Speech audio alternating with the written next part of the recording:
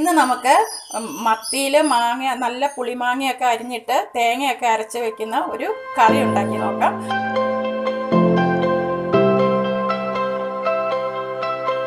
അതിനായിട്ട് ഞാനിവിടെ ഒരു 1/2 കിലോ മത്തിയാണ് എടുത്തു വെച്ചിട്ടുള്ളത്. ഇങ്ങനത്തെ ഈ കറി ഉണ്ടാക്കാനായിട്ട് കുറച്ച് വലിപ്പം കുറഞ്ഞ മത്തിയാണ് നല്ലത്. വലിയ മത്തി വെക്കുന്നതിനേക്കാളും നല്ലത് ചെറിയ മത്തിയാണ് ഈ രീതിയിൽ മാങ്ങ ഇട്ട് കറി വെക്കാനായിട്ട് നല്ലത്. ഇനി ഇതിലേക്ക് അരയ്ക്കുന്നതിനായിട്ട് ഞാൻ ഇതുപോലെ ഒരു മീഡിയം സൈസ് വലിപ്പമുള്ള തേങ്ങയുടെ 1/2 മുറി തേങ്ങ എടുത്തിട്ടുണ്ട്. അത് നല്ലതുപോലെ നല്ല മയത്തിലൊന്ന് അരച്ചെടുക്കണം. പിന്നെ ഇതിലേക്ക് ഞാൻ എടുത്തിട്ടുള്ളത് മാങ്ങയാണ്. ഇതുപോലെ ഒരു മീഡിയം സൈസ് വലിപ്പത്തിലുള്ള ഒരു മാങ്ങയും പിന്നെ ഒരു ചെറിയ മാങ്ങയും കൂടി എടുത്തിട്ടുണ്ട്. പുളിയൊക്കെ നമ്മൾ നോക്കിയിട്ട് വേണം എടുക്കാൻ. ഇതിപ്പോൾ മൂവാണ്ടൻ മാങ്ങയാണ്, അത്യാവശ്യം പുളിയുള്ള മാങ്ങ തന്നെയാണ്. ഒരു മീഡിയം വലിപ്പത്തിലുള്ളതും ഒരു കുഞ്ഞു മാങ്ങയാണ് എടുത്തിട്ടുള്ളത്. പിന്നെ ഒരു 2 ചെറിയ കഷ്ണം ഇഞ്ചി എടുത്തിട്ടുണ്ട്. ഒരു 5-8 അല്ലി വെളുത്തുള്ളി എടുത്തിട്ടുണ്ട്. 2 പച്ചമുളക് എടുത്തിട്ടുണ്ട്. ഈ പച്ചമുളക് നല്ല എരിവുള്ള പച്ചമുളക് ആയതുകൊണ്ടാണ് 2 എടുത്തിട്ടുള്ളത്. ഇനി നമ്മൾ ചുവന്ന മുളക് പൊടിയും കൂടി ഇടുമ്പോൾ ഒത്തിരി എരിവായി പോകും. അതുകൊണ്ടാണ് 2 പച്ചമുളക് എടുത്തിട്ടുള്ളത്. ഇനി ഇതെല്ലാം കൂടി ചേർത്തിട്ട് എങ്ങനെയാണ് ഇത് ഉണ്ടാക്കി എടുക്കുന്നതെന്ന് നമുക്ക് കാണാം. ഇതുപോലെ ഒരു മൺചട്ടിക്കകത്താണ് ഞാനിത് ഉണ്ടാക്കുന്നത്. ഇതിലേക്ക് നമുക്ക് തേങ്ങ അരച്ചത് ഒഴിച്ചു കൊടുക്കാം. ഈ മാങ്ങ ഇതുപോലെ അരിഞ്ഞെടുത്തിട്ടുണ്ട്. ആ മാങ്ങ ഇതിലേക്ക് ഇട്ട് കൊടുക്കാം. പച്ചമുളക് ഇതുപോലെ ഇങ്ങനെ ഒന്ന് നെടുകെ കീറിയിട്ട് അതും കൂടി ഇട്ട് കൊടുക്കാം. ഇഞ്ചിയും വെളുത്തുള്ളി ഇതുപോലെ ഇങ്ങനെ കനം കുറച്ച് നീളത്തിൽ അരിഞ്ഞെടുത്തിട്ടുണ്ട്. അതും കൂടി ഇട്ട് കൊടുക്കാം. ഇനി ഇതിലേക്ക് 1/2 ടീസ്പൂൺ മഞ്ഞൾപ്പൊടി ഇട്ട് കൊടുക്കാം. 1 ടേബിൾ സ്പൂൺ മുളക് പൊടി ഇട്ട് കൊടുക്കാം. മുളക് പൊടിയൊക്കെ നമ്മുടെ എരിവിനനുസരിച്ച് ഇട്ട് കൊടുക്കണം. പിന്നെ ഒരു 1/2 സ്പൂൺ കാശ്മീരി മുളക് പൊടിയും കൂടി ഇട്ട് കൊടുക്കാം. ഇനി ആവശ്യത്തിനുള്ള ഉപ്പ് ഇട്ട് കൊടുക്കാം. ഞാൻ കല്ലുപ്പാണ് ഇട്ട് കൊടുക്കുന്നത്. കുറച്ച് കറിവേപ്പിൻ്റെ ഇലയും കൂടി ഇട്ട് കൊടുക്കാം. ഇനി ഇതിലേക്ക് നമുക്ക് കുറച്ച് വെള്ളം ഒഴിച്ച് കൊടുക്കാം. ആ മിക്സിയുടെ ജാറ് കഴുകിയ കുറച്ച് വെള്ളം ഒഴിച്ച് കൊടുക്കാം. എന്നിട്ട് ഇതെല്ലാം കൂടി നന്നായിട്ടൊന്ന് ഇളക്കി കൊടുക്കാം. നമുക്ക് എത്ര കറി വേണം അതിനനുസരിച്ചിട്ട് നമുക്ക് വെള്ളം ഒഴിച്ച് കൊടുക്കാം.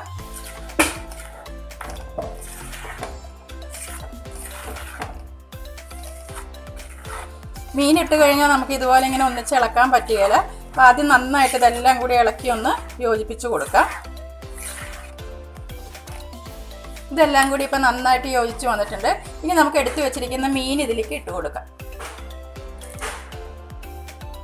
മീനിട്ട് കൊടുത്തിട്ട് പതുക്കെ ഒന്ന് ആ മീനും കൂടെ ഈ ചാറിലേക്ക് ഒന്ന് താഴ്ത്തി വെച്ച് കൊടുക്കാം. ഇനി നമുക്ക് ഫ്ലെയിം ഓൺ ചെയ്യാം. ആദ്യം നമുക്ക് ഹൈ ഫ്ലെയിമിൽ തന്നെ വെച്ചിട്ട് ഇത് നന്നായിട്ട് തിളച്ച് തുടങ്ങി കഴിയുമ്പോൾ തീ ഒന്ന് കുറച്ച് കൊടുക്കുക.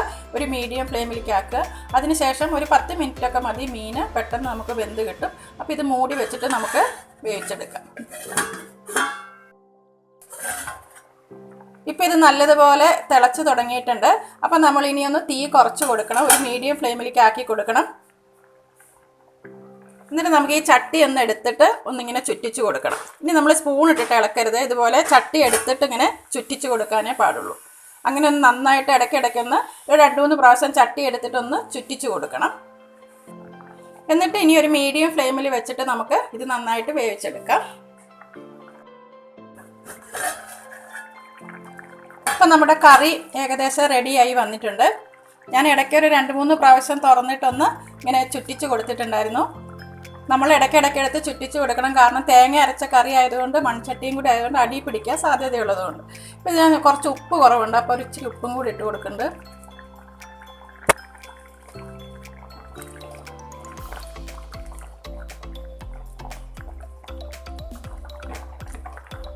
അപ്പം നമ്മുടെ കറി റെഡി ആയി കഴിഞ്ഞു. ഇനി നമുക്ക് ഫ്ലെയിം ഓഫ് ആക്കാം. ചാറൊക്കെ ഒന്ന് കുറുകി വന്നിട്ടുണ്ട്. ഇനി നമുക്കിതിലേക്ക് കടുക് വറുത്തിടണം. കടുക് വറുത്തിടാനായിട്ട് ഞാൻ ഇതുപോലെ ഒരു പാത്രം വെച്ച് കൊടുത്തിട്ടുണ്ട്. പാത്രം ചൂടായിട്ട് വന്നപ്പോൾ ഞാൻ അതിലേക്ക് 1 ടേബിൾ സ്പൂൺ വെളിച്ചെണ്ണ ഒഴിച്ച് കൊടുത്തിട്ടുണ്ട്. എണ്ണ നന്നായിട്ട് ചൂടായിട്ട് വരുമ്പോൾ നമുക്ക് അതിൻ്റെ അകത്തേക്ക് കടുക് ഇട്ട് കൊടുക്കാം. കടുക് നന്നായിട്ട് പൊട്ടി തുടങ്ങുമ്പോൾ നമുക്ക് അതിലേക്ക് ഒരു 1/2 ടീസ്പൂൺ ഉലുവ ഇട്ട് കൊടുക്കാം. ഇനി അതിലേക്ക് കുറച്ച് കറിവേപ്പില കൂടി ഇട്ട് കൊടുക്കാം. ഇനി നമുക്കത് റെഡിയാക്കി വെച്ചിരിക്കുന്ന കറിയിലേക്ക് ഇനി നമുക്കത് അങ്ങനെ അങ്ങ് മൂടി വയ്ക്കാം. എന്നിട്ടൊരു 10 മിനിറ്റ് കഴിഞ്ഞിട്ട് ഇത് തുറന്ന് നന്നായിട്ടൊന്ന് ഇളക്കി ഒന്ന് ചുറ്റിച്ച് കൊടുത്താൽ മതി. മത്തിയിൽ മാങ്ങ ഇട്ടിട്ട് തേങ്ങ അരച്ച് വെച്ച കറി റെഡി ആയിട്ടുണ്ട്. നല്ല ടേസ്റ്റ് ഉള്ളൊരു കറിയാണിത്. ഇത് നമ്മൾ കുടംപുളി ഇട്ട് വെച്ചാൽ മത്തിക്കറി പോലെ കുറച്ച് ദിവസമൊന്നും എടുത്ത് വെക്കാനൊന്നും പറ്റുകയില്ല, പെട്ടെന്ന് നമ്മൾ കൂട്ടി തീർക്കണം. ഇത് ഏറ്റവും നല്ലത് കപ്പയുടെ കൂടെ കഴിക്കാനാണ്, ചോറിൻ്റെ കൂടെ കഴിക്കാനും നല്ലതാണ്. ചോറിൻ്റെ കൂടെ ഈ ഒരു കറി മാത്രം മതി, വേറെ കറിയൊന്നും നമുക്ക് വേണ്ട. നിങ്ങൾക്ക് ഈ വീഡിയോ ഇഷ്ടപ്പെട്ട് കാണുമെന്ന് കരുതുന്നു. ഇപ്പം മാങ്ങയുടെ സീസണാണ്. അപ്പം ഞാൻ ഒരു വലിയ മാങ്ങ ഒരു ചെറിയ മാങ്ങയാണ് എടുത്തത്. ഇപ്പോൾ പുളി പാകത്തിനാണ്, നല്ല പുളിയുള്ള മാങ്ങയായിരുന്നത്. അപ്പോൾ പുളിയൊക്കെ നമ്മുടെ വീട്ടിലുള്ളവരുടെ നോക്കിയിട്ടൊക്കെ വേണം നമ്മൾ പുളി എടുക്കാനായിട്ട്. പിന്നെ മാങ്ങയുടെ പുളി പോലെയൊക്കെ ഇരിക്കും. പുളിയുള്ള മാങ്ങയാണെങ്കിൽ അധികം എടുക്കേണ്ട, പുളി കുറഞ്ഞ മാങ്ങയാണെങ്കിൽ നമ്മൾ മാങ്ങയുടെ എണ്ണം കൂട്ടേണ്ടി വരും. ഇതിപ്പോൾ പാകത്തിന് പുളിയൊക്കെ പാകത്തിനാണ്, എരിവും എല്ലാം പാകത്തിനാണ്. നല്ല ടേസ്റ്റ് ഉണ്ട് ഈ കറി കൂട്ടാനായിട്ട്.